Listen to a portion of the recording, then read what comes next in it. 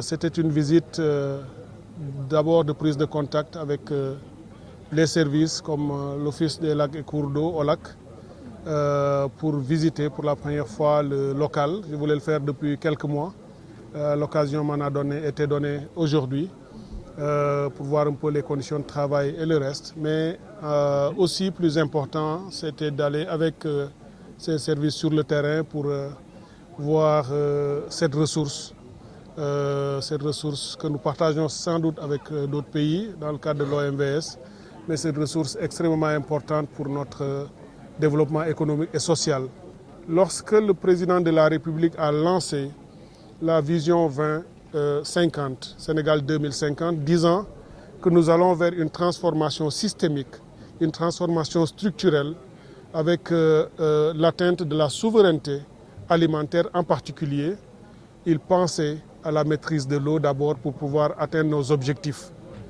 L'eau est une ressource vitale pour la consommation humaine, mais l'ensemble des grands projets que nous portons dans notre pays aujourd'hui pour transformer notre économie démarre par l'eau. Vous m'entendez souvent parler avec mon collègue de l'agriculture lorsqu'il me dit souvent « amène-nous de l'eau partout et nous allons cultiver partout » pour réduire les importations alimentaires, plus de 1000 milliards d'importations chaque année, rien que sur des denrées alimentaires. Ça peut changer.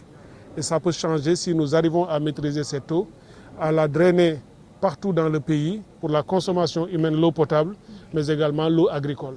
Et aujourd'hui, je suis très heureux, très fier et très rassuré d'avoir vu que cette ressource est bien prise en main par les services.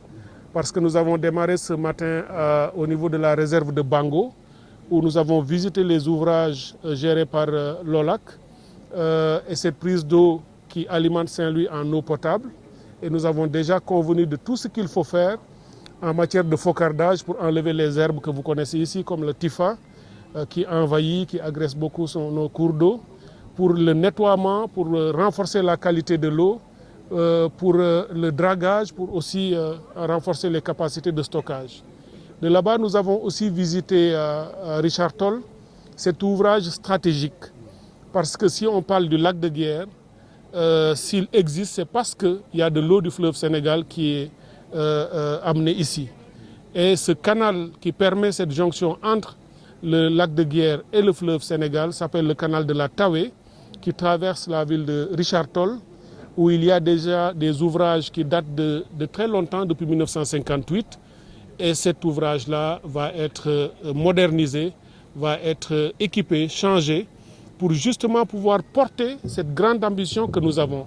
Puisque si la plupart des ambitions ou des grands projets vont prendre racine au niveau du lac de Guiers, il est important que nous sécurisions l'entrée de l'eau vers le lac, depuis le fleuve Sénégal. Donc, nous allons beaucoup travailler sur ce canal de la Tawe. Il y a déjà, avec l'aide de Dieu, un projet important avec la Banque mondiale qui s'appelle PISEA, qui permet dans la première phase de faire des investissements extrêmement importants sur ce canal pour le sécuriser davantage, pour faire les endiguements et stabiliser les berges, pour renforcer les équipements et les moderniser, enlever aussi les herbes faucardées, mais aussi creuser pour toujours faire l'amener d'eau qui soit le plus performant possible.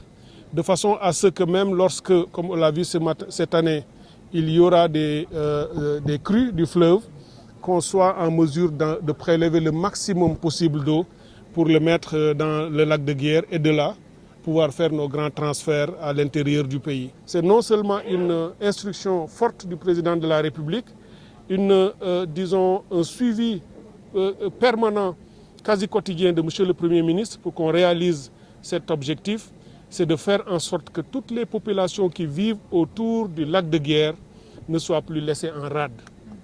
C'est quelque chose qui est juste inacceptable, c'est totalement injuste.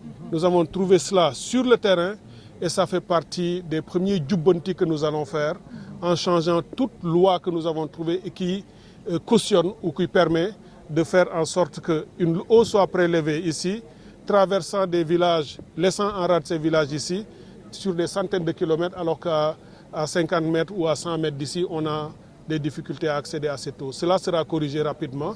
c'est une de nos surpriorités. Le président y tient particulièrement. Le reste, c'est juste la question technique, institutionnelle ou légale qu'on va aussi régler le plus rapidement possible.